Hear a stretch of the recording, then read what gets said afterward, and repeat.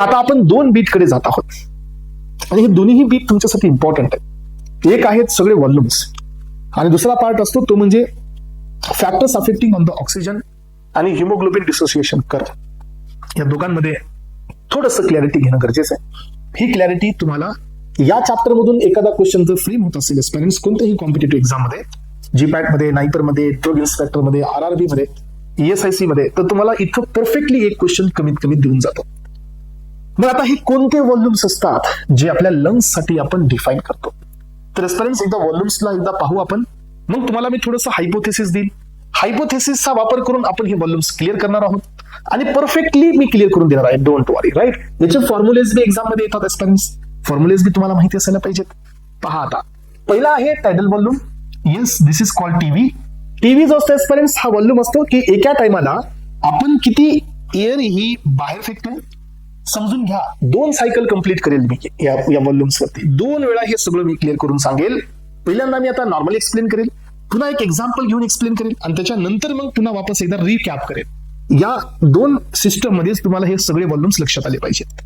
हा, तर एस्पिरंट्स हे पहा की आता मी नॉर्मल मध्ये आहे, तुमच्या समोर मी नॉर्मल आहे.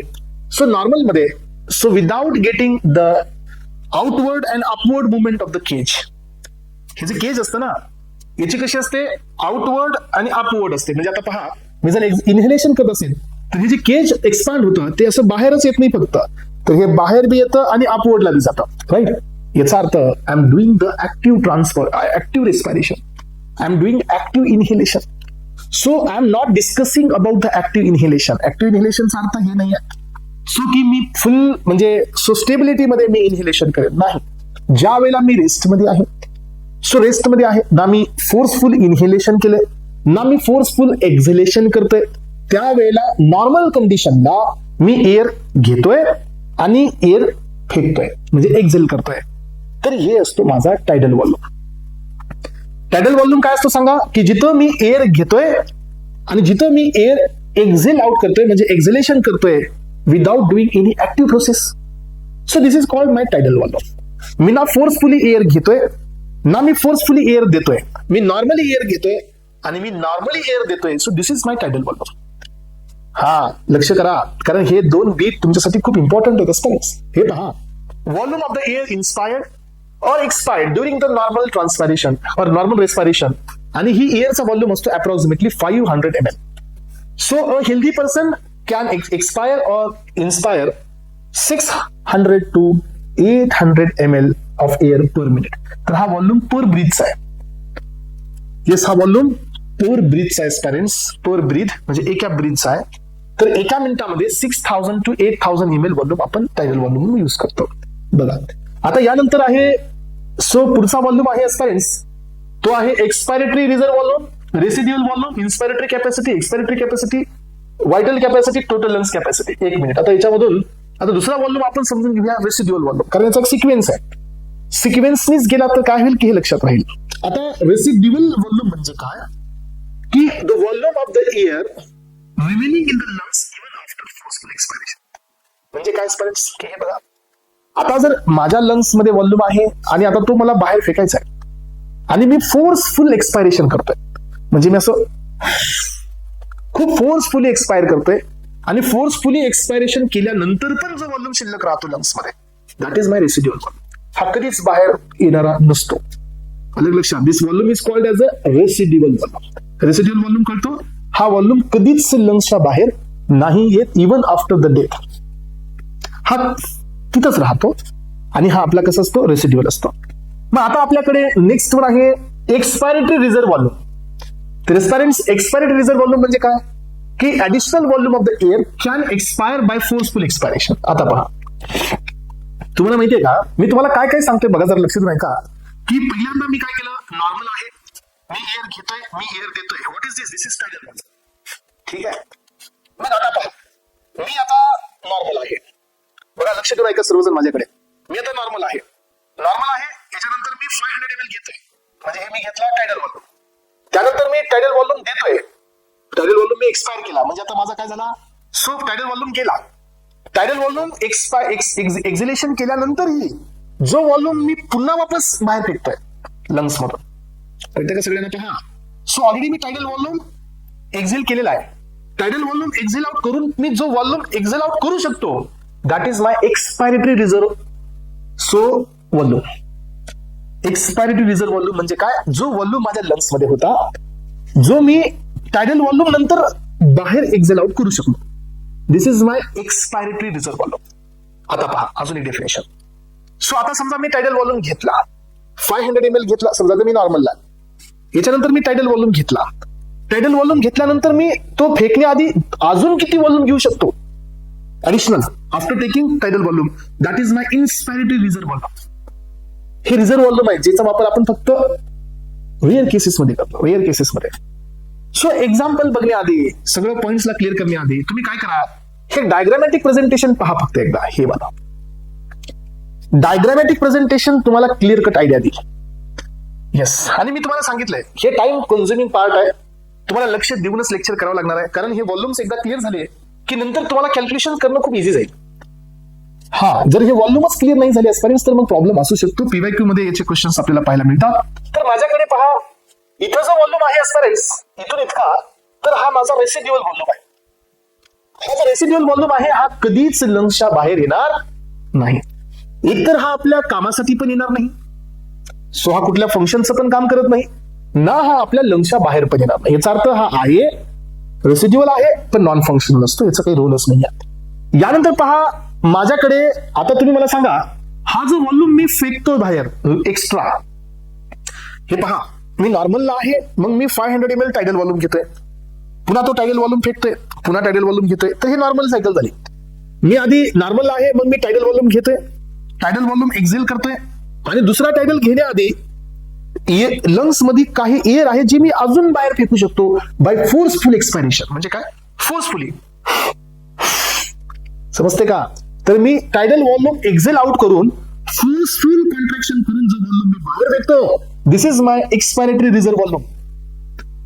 हा, मग आता तुम्ही मला सांगा एक्सपिरियन्स की इथपर्यंत माझ्या लंग्स मध्ये कोण कोण आहे, residual volume plus expiratory reserve volume, तर ही माझ्या लंग्सची सो रेसिड्युअल कॅपॅसिटी झाली. कळते का? कारण एवढं लंग्स मध्ये माझ्या राहतच, रेसिड्युअल व्हॉल्यूम नाही, रेसिड्युअल कॅपॅसिटी. रेसिड्युअल कॅपॅसिटी म्हणजे काय, की जेवढा व्हॉल्यूम लंग्स मध्ये राहतो आफ्टर नॉर्मल ब्रिथिंग नंतर, म्हणजे टायडल व्हॉल्यूम एक्सपेल आउट केल्यानंतर किती व्हॉल्यूम लंग्स मध्ये राहतो.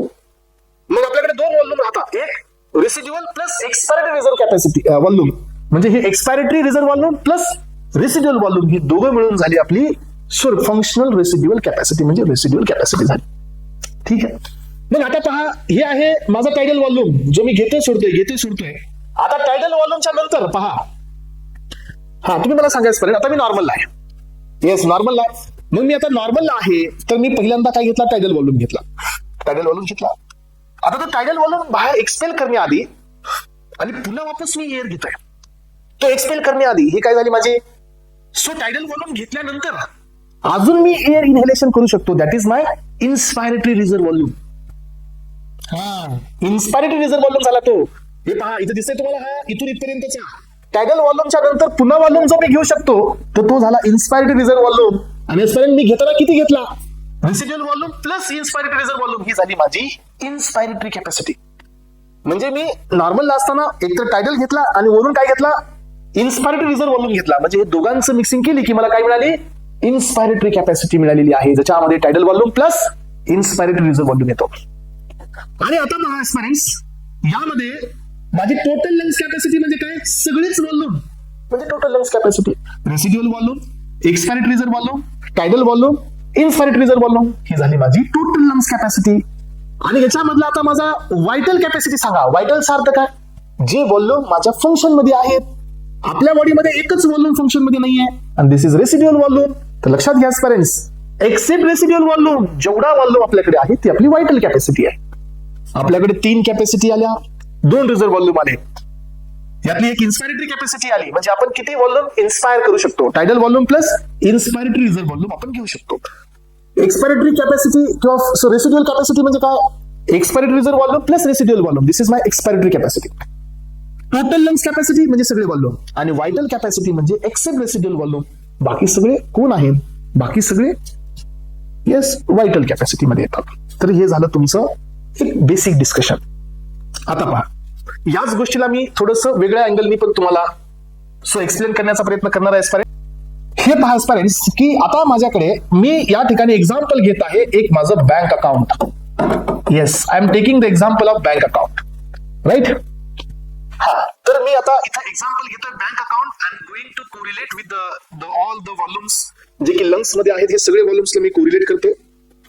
तर तुम्हाला सांगायचं एस्पायरंट की तुम्ही बँक अकाउंट ओपनिंग करत असताना सांगा मला एस्पायरंट्स, तुम्हाला 2000 रुपीज चार्ज तरी लावताय. ओके, पण बँक मधून तुम्हाला हे सांगितलं जातं की ऍटलिस्ट 500 रुपीज जे आहेत कमीत कमी पाहिजेत बँकमध्ये. याचा अर्थ इथं तुम्ही थोडस मार्क करून घ्या. तर हे जे रुपीज आहेत 500 रुपीज हे तुम्हाला तुमचे आहेत, पण तुम्हाला यांना काढता येतच नाही. येस, तुम्ही बँकेमध्ये जाऊन हे विड्रॉल नाही करू शकत बिकॉज ते मिनिमम अमाऊंट आहे. हे आहे 500 रुपीज, राईट. यानंतर पहा एस्पायरंट्स, तुमचं जे रुटीन तुमचा खर्च आहे. फॉर एक्झाम्पल हे पहा, जर तुमच्याकडे 1000 रुपीज तुमचं इन्कम असेल तर याच्यातले आपण 200 रुपीज कशासाठी ठेवतो? हेल्थसाठी, करेक्ट. हा, तर तुम्ही मला सांगा हेल्थसाठी जे आपल्याकडे आपलं बॅलन्स आहे ते आपण ट्रिपसाठी वापरतो का? जे प्रॉपर मॅनेजमेंट वाले असतात ते नाही वापरतो. याचा अर्थ हा जो इन्कमचा भाग आहे तुमचा 20% वाला, तर हा कशासाठी ठेवलाय तुम्ही? रिझर्व्ह ठेवलाय Wien ever you will get the emergency condition. याचा अर्थ याच्या नंतरची जी लाईनिंग असते पॅरेंट्स, तर ही लाईनिंग असते तुमची रिझर्व्ह व्हॉल्यूम असतो हा जो वापरण्यात येतो, ज्याचा आपण वापर करतो पण रेअर केसेसमध्ये. आलं लक्षात? यानंतर पहा, हा जो व्हॉल्यूम असतो हा आपण वापरतो, पण या व्हॉल्यूमला आपण कधी वापरतो? रेअर केसेसमध्ये. यानंतर पहा पॅरेंट्स की इथं आपल्याकडे नेक्स्ट व्हॉल्यूम आहे आणि हा व्हॉल्यूम असतो आपण डेली समजा 500 रुपीज घेतो आणि 500 रुपीज देतो. म्हणजे काय की डेलीचे एक्सपेन्सेस, तुम्ही किती कमवता डेली तुमचं येणं आणि त्याचा खर्च होणार. याचा अर्थ हा एक व्हॉल्यूम असतो. आणि याच्या नंतरचा एक व्हॉल्यूम असतो पॅरेंट्स, याच्या पुढचा, ज्याच्यामध्ये तुम्हाला तुमच्या लागण्यापेक्षा जास्त तुम्ही काय केले? सेव्हिंग केलेली आहे. ही बँकमध्ये हा जो अमाऊंट आहे तो तुमच्याकडे एक्स्ट्रा आहे. एक्स्ट्रा म्हणजे काय की तुमच्या गरजेपेक्षा जास्त आहे. हे अमाऊंट तुम्ही काढू शकत नाहीत. हे अमाऊंट तुम्ही काढू शकता पण रोज नाही, कळते का? हे अमाऊंट तुम्ही काढू शकता रोज आणि टाकायचे पण रोज, आणि हे अमाऊंट तुमच्याकडे एक्स्ट्रा आहे. हे बँकचं एक्झाम्पल मी याच्यासाठी घेतोय की तुम्हाला हे व्हॉल्युम्स क्रिस्टल क्लिअर व्हावेत. नंतर याचा प्रॉब्लेम येऊच नाही, तुम्हाला लक्षात घ्या. मग आजपर्यंत जो व्हॉल्यूम आपण काढूच शकत नाही तर तो झाला रेसिड्युअल व्हॉल्यूम. जो अमाऊंट आपण काढू शकतच नाही ते झालं रेसिड्युअल व्हॉल्यूम. जे तुम्ही तुमच्या इमर्जन्सी मध्ये ठेवलंय तर ते आहे एक्सपायरेटरी रिझर्व्ह व्हॉल्यूम आहे.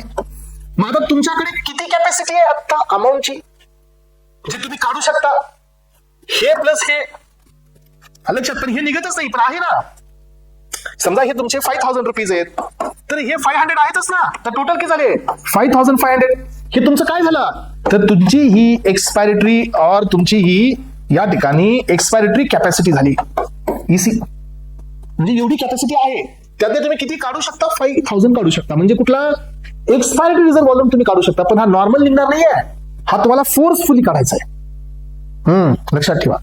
आणि हा व्हॉल्यूम तुम्ही रोज काढताय म्हणजे रोज तुम्ही इन्कम करताय 500, रोज तुमचा एक्सपेन्सेस आहेत 500, तर हे झाला तुमचा टीडी. आणि हे तुमच्याकडे एक्स्ट्रा जे बजेट आहे ही आहे तुमची इन्स्पायरेटरी रिझर्व्ह व्हॉल्यूम. म्हणजे तुम्ही इनहेलेशन केल्यानंतर वापस अजून घेऊ शकता. टायडल व्हॉल्यूम घेतल्यानंतर वापस हा व्हॉल्यूम घेऊ शकता. That is inspiratory reserve volume. मग आता तुमची इन्स्पायरेटरी कॅपॅसिटी किती झाली? इथून पुढे तुम्ही इन्स्पायरेशन चालू केलं म्हणजे हे प्लस हे, म्हणजे इन्स्पायरेटरी कॅपॅसिटी म्हणजे inspiratory reserve volume plus tidal volume. Expiratory capacity म्हणजे काय? Expiratory reserve volume. Yes, expiratory reserve volume plus residual volume, correct. आता टोटल लंग्स कॅपॅसिटी काय असेल? हा आणि हा सगळे चालेल लंग्स कॅपॅसिटी. आणि यानंतर एस्पायरंट व्हायटल कॅपॅसिटी काय असेल?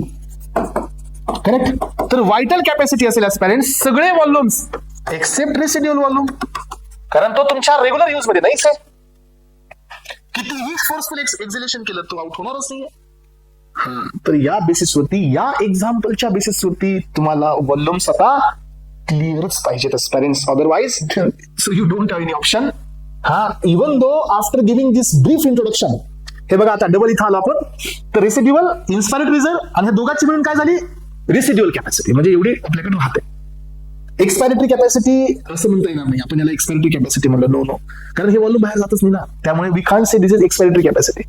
आलं लक्षात? एक्सपायरेटरी कॅपॅसिटी कुणाला म्हणू शकतो आपण, सांगा बरे. सो एक्सपायरेटरी कॅपॅसिटी म्हणजे हा expiratory reserve volume plus tidal volume, किती असतं ना, असते. हे वॉल्यूम आपण बाहेर फेकू शकतो, प्लस टायडल वॉल्यूम आपण बाहेर फेकू शकतो. म्हणजे काय, एक्सपायरेटरी कॅपॅसिटी म्हणजे expiratory reserve volume plus tidal volume. Residual capacity म्हणजे काय, residual volume plus expiratory reserve volume, कारण एवढा वॉल्यूम आपल्या लंग्स मध्ये राहतोय.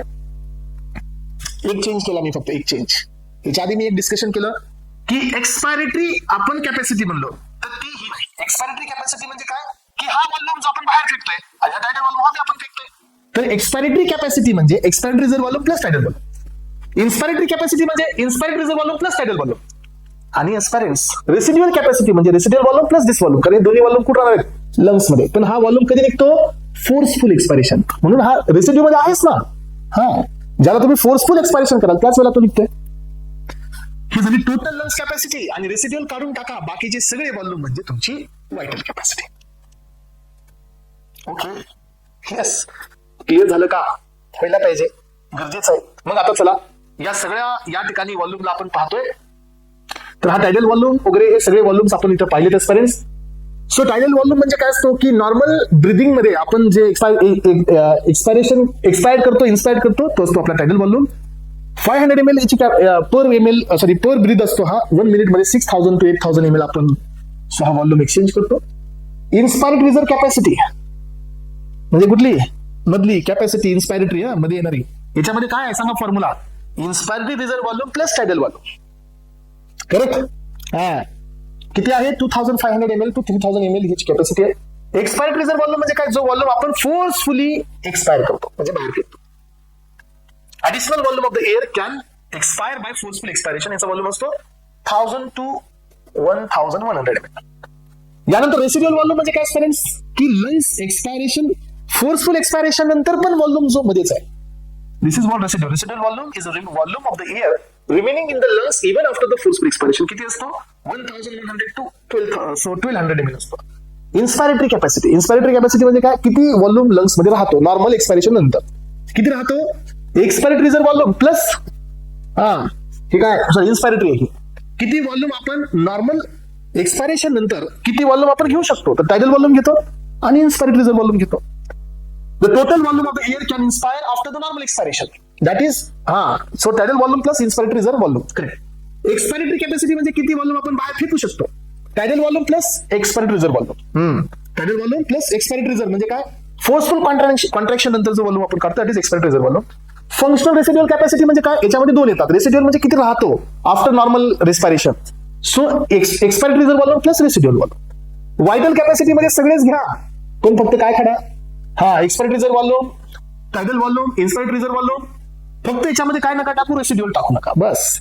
आणि टोटल लंग्स कॅपॅसिटी मध्ये सगळं टाका, यस सगळेच घ्या. Residual volume, ERV, TV, IRV और व्हायटल प्लस रेसिड्युअल, हा बी फॉर्म्युला असतो बरं का.